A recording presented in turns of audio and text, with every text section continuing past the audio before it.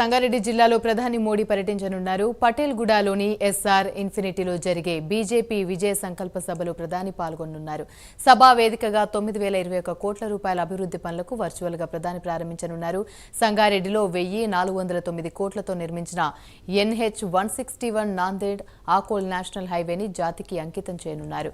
ప్రధాని మోడీ సభ కారణంగా traffic ఆంక్షలున్నాయని SP Chennuri Rupesh తెలిపారు. మూడంచెల వ్యవస్థ 2,000 మంది పోలీస్ సిబ్బందితో గట్టి బందోబస్తును ఏర్పాటు చేశామని తెలిపారు. ఈ కార్యక్రమంలో సీఎం రేవంత్ రెడ్డి, గవర్నర్ తమిళిసై సౌందరరాజన్ పాల్గొనున్నారు.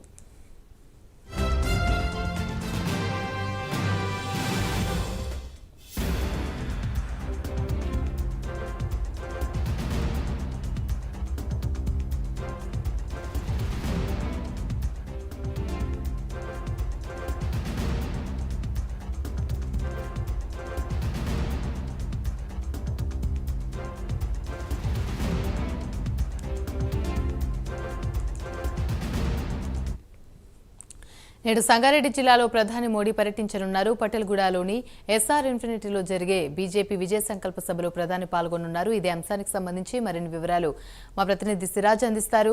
సిరాజ్, చెప్పండి.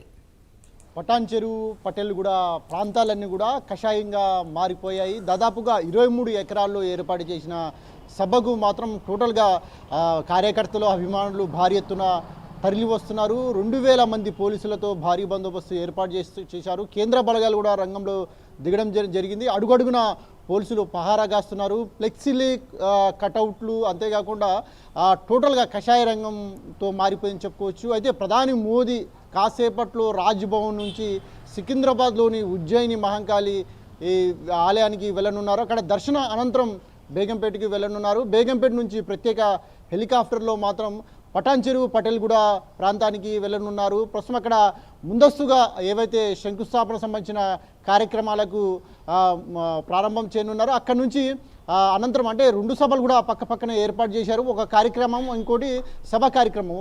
శంకుస్థాపన కార్యక్రమం అనంతరం కూడా మోదీ సంబంధించిన సభా కార్యక్రమం కొనసాగనున్నాయి. అయితే ఈ కార్యక్రమానికి మాత్రం సీఎం, పీఎం, అదేవిధంగా తెలంగాణ రాష్ట్ర గవర్నర్ కూడా పాల్గొనున్నారు. అయితే నిన్న సీఎం ఎవరైతే రేవంత్ రెడ్డి ఉంటారో రేవంత్ రెడ్డి, అదేవిధంగా చాలామంది కూడా ఈ సభకు రావాలంటూ కూడా ప్రధాని మోడీ పిలుపునిచ్చారు. అయితే సీఎం కేసీఆర్ రాలేదనే చెప్పుకోవాలి. మొత్తం మీద ఈరోజు జరిగే కార్యక్రమానికి మాత్రం సీఎం రేవంత్ రెడ్డి, పీఎం, అదేవిధంగా ప్రధాని మోడీ వీళ్ళందరూ హాజరు కానున్నారు. అయితే నిన్న 3 నిమిషాల్లో రేవంత్ రెడ్డి 3 క్వశ్చన్స్ కూడా చెప్పడం జరిగింది. అయితే 3 నిమిషాల్లో చెప్పిన ఏదైతే రేవంత్ రెడ్డి అడిగిన ఏవైతే ప్రశ్నలు ఏవైతే ఉన్నాయో ఆ ప్రశ్నలన్నిటి కూడా పీఎం ఆన్సర్స్ అంటే అనుకూలంగా సమాధానం ఇచ్చారు. ఈరోజు ప్రధాని మోడీ సభలో సీఎం రేవంత్ ఏం అడుగున్నారనేది మాత్రం ఆసక్తికరంగా మారింది. నిన్న సభలో మాత్రం రేవంత్ రెడ్డి ఏవైతే బడే బాయ్ అనే మాట ఏది ఉందో ఆ మాట మాత్రం దేశవ్యాప్తంగా చర్చ కూడా మారింది చెప్పుకోవచ్చు. మొత్తం మీద లోక్సభ ఎన్నికలు ఏవైతే ఉంటాయో ఆ లోక్సభ ఎన్నికల మీద ప్రధానంగా ఫోకస్ పెట్టిన బీజేపీ మాత్రం ప్రధానంగా ఏవైతే 17 సీట్లు ఏవైతే ఉంటాయో ఆ 17 సీట్ల మీద టార్గెట్ పెట్టడం జరిగింది. ముందస్తుగా 9 సీట్లను మాత్రం అనౌన్స్మెంట్ చేశారు.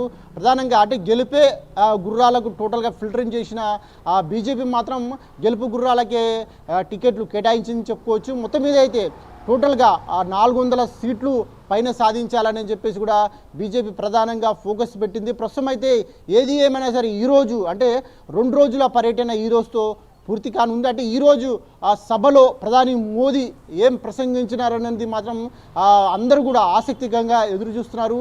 కాసేపట్లో సికింద్రాబాద్ ఉజ్జయిని మహంకాళి ఆలయానికి మాత్రం ప్రధాని మోదీ రానున్నారు. అక్కడ దర్శనం అనంతరం కూడా పటాన్ చెరువులో ఏర్పాటు చేసిన బహిరంగ సభలో పాల్గొనున్నారు. అయితే సభలో చివరి రోజు ఏం మాట్లాడతారనేది మాత్రం దేశవ్యాప్తంగా ఎంతో ఎదురు చూస్తున్నారని చెప్పుకోవచ్చు. అయితే ఆదిలాబాద్ కావచ్చు, అదేవిధంగా వేరే జిల్లాలు కావచ్చు, చాలా చోట్ల కూడా ఇంకా టికెట్లు కేటాయించలేదు. అయితే ఆ అభ్యర్థులను కేటాయించలేదు.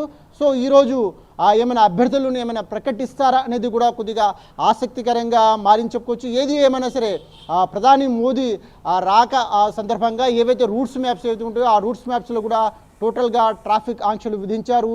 ప్రత్యామ్నాయ మార్గాలు ఏవైతే ఉంటాయో ఆ మార్గాల్లో వెళ్ళాలంటూ కూడా పోలీసులు అయితే ప్రధానంగా సూచిస్తున్నారు.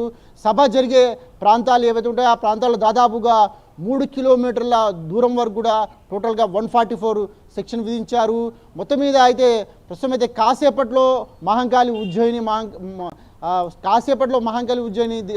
ఆలయానికి మాత్రం ప్రధాని మోడీ దర్శించుకున్నారు. దర్శనం అందరం కూడా సభా కార్యక్రమంలో పాల్గొన్నారని చెప్పుకోవచ్చు. Right, thank you Siraj.